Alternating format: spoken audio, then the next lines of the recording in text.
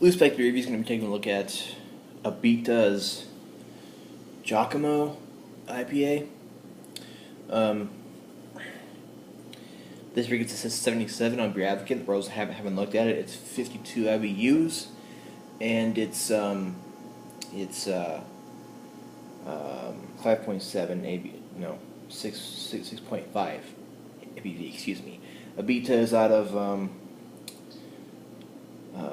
Louisiana, and this is probably the first beer from that company that I've really ever had, because I've heard half bad things about Abita beers and half okay things, and under those things that I've been hearing about Abita, I'm not going to buy a six pack, but I saw this in a single at Hy-Vee in the single section, and I bought it for $1.60-ish, so let's try it.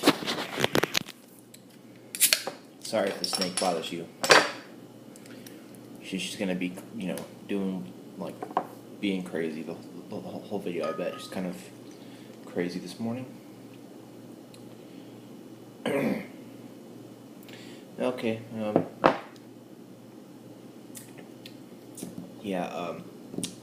52 IBUs. Okay, that's with a kind of a delicate pour. That's about three and a half fingers of caramel-colored, frothy head. And the body is pretty clear. I can see little tiny chunks of particles around, but it's pretty clear and filtered, and sporadic, wavy streams of bubbles.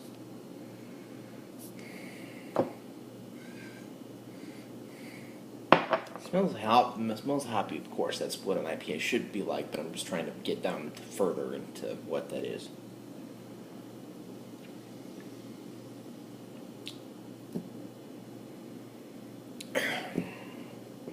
The aroma is kind of subdued.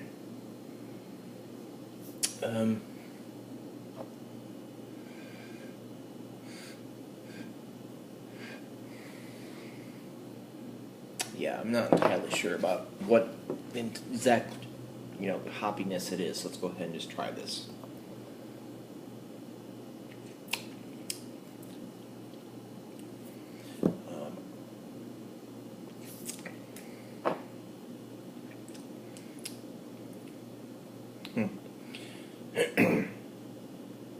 Yeah. Jockamo is an American IPA brewed with pale red and caramel malts. This copper-colored ale is liberally hopped and dry hopped with Willamette and Columbus hops. The flavor is bold, like Mardi Gras Indians who march through New Orleans in suits of feathers and beads. Okay.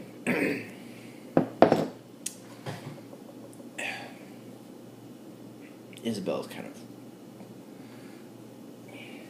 tightening. She needs to stop it. Okay, this is a more malt-forward IPA. Okay, like most IPAs I drink, I like that I typically drink have a malt background, but are more hop-forward. This one is a more malt-forward IPA, and that's kind of different. Given that it's an IPA, it might be more suited to be called a pale ale, maybe. I've had pale ales that are more hoppy and more bitter than this. Yeah. It does have a nice caramel malt and kind of a bready flavor going on there, and that's kind of what it is. And there's in the background there's some hoppiness that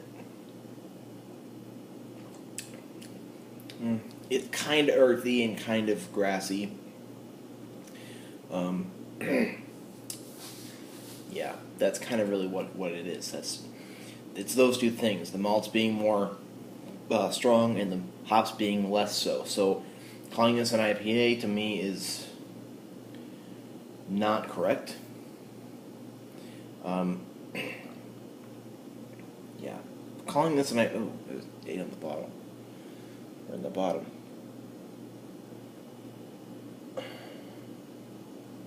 and it's difficult to read. So I'm not even gonna try. It's like gray or dark gray writing on the brown bottle. So that's not really a date I'm gonna try to even look at even further.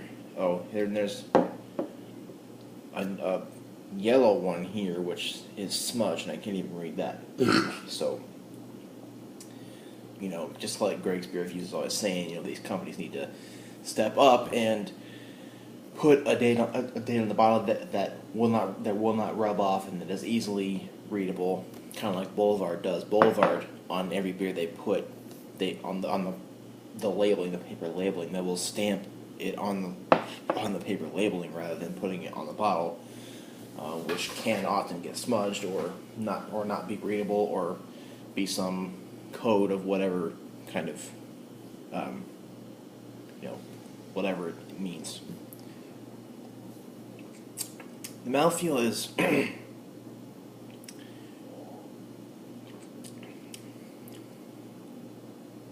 semi-dry, very smooth. It's about medium, well, more light to medium. Very drinkable, very, very, very, very refreshing and nice. So, I'm not saying this is a bad beer, okay? I think it is a very nice beer.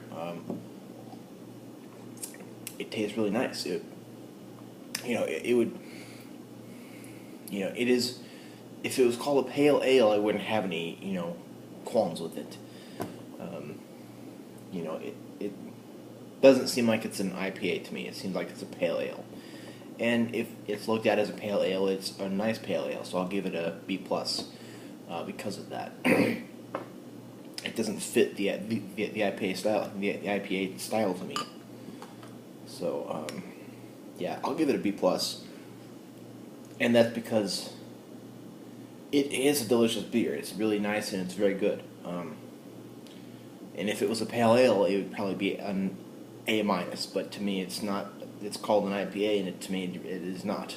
So, if you see this, I think it's worth your time and your money and your palate.